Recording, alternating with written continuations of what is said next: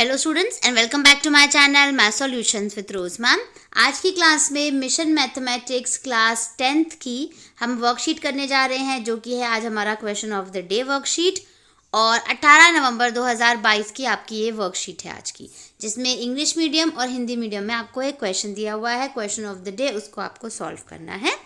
और ये आपकी फ्राइडे की वर्कशीट है और अब तक मंडे टू थर्सडे की मैं वर्कशीट जो है वो अपलोड कर चुकी हूँ, तो आप उसको भी अपनी कॉपी में नोट डाउन कर लीजिए और इस वाली वर्कशीट को भी। तो चलिए अब हम इस क्वेश्चन को सॉल्व कर लेते हैं। जिन बच्चों ने अभी तक चैनल को सब्सक्राइब नहीं किया है वो प्लीज़ बच्चे चैनल को सब्सक्राइब कर दीजिए और बेल आइकन को प्रेस कर दीजिए। अब शुरू होता है हमारा question of the day. In the given figure AD is the median of triangle ABC, यानी दी गई आकृति में त्रिभुज ABC की माध्यिका AD है। ये देखिए, ये आपका त्रिभुज ABC हो गया ट्राइंगल, AD क्या हो गई इसकी माध्यिका यानी मीडियन हो गई।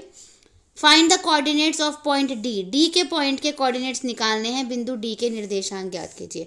तो ये जो हमारा क्वेश्चन ऑफ द डे वाली वर्कशीट है बेटा, ये आपकी मध्य बिंदु निर्देशांक पे है, ठीक है, यानी मिड पॉइंट।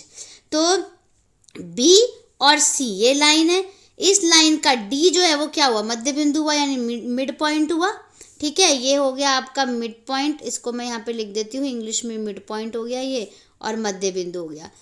तो कहने का मतलब है कि हमें इसका मध्य बिंदु के निर्देशांक निकालने, मिड पॉइंट के कोऑर्डिनेट्स निकालने। तो पहले हम उसका फॉर्मूला लिखते हैं, क्या होता है देखिए।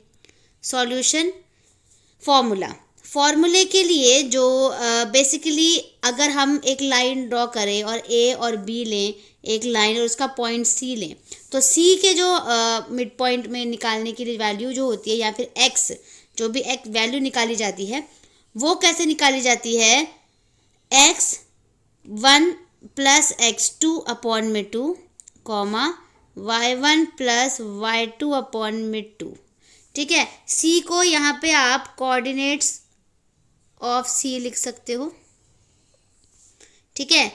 और हिंदी में हो गया आपका निर्देशांक, ठीक है। लेकिन आपको यहाँ पे दिया क्या है, पॉइंट D दिया हुआ है ना, तो आप यहाँ पे D ही लेकर के चलेंगे, क्योंकि D दिया हुआ है आपको, C नहीं दिया हुआ है, इसको छोड़ दीजिएगा। ये तो मैंने फॉर्मूले के लिए लिख के दिया है, ये फॉर्मूले के लिए मैंने लिखा है, ठीक है। अब आते हैं हम, ये हो गया हमारा x1 y1 x2 y2, ठीक है। अब x1 और x2 लिखना है हमें, तो x1 हो गया हमारा -4 और x2 हो गया -3 अपॉन में 2 comma y1 plus y2 6 -5 upon में 2, ठीक है। सॉल्व करिए इसको, -4 और -3 कितना हो गया, -7 अपॉन में 2 कॉमा 6 में से 5 गया 1 अपॉन में 2। यानी जो बिंदु D है, पॉइंट D है, इसके जो निर्देशांक हैं या फिर जो कोऑर्डिनेट्स हैं मिड पॉइंट के, वो आपके आ गए -7 अपॉन 2 1 अपॉन 2, ठीक है।